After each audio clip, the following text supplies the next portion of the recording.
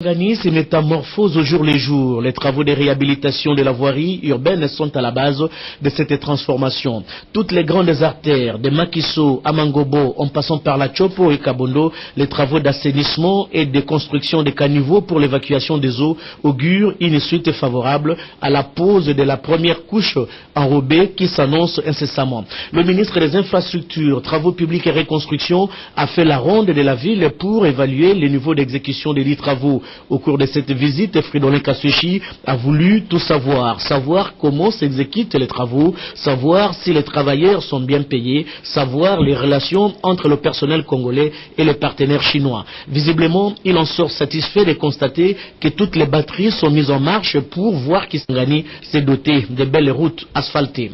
Maintenant, on va passer à l'exécution, proprement dite, que la population aime bien voir, c'est-à-dire la pose des couches qui vont constituer des couches sous-jacentes avant de mettre les enrobés. Je crois que la population de Kisangani, à travers toutes ces unités de production, peut être rassurée qu'elle aura des routes asphaltées.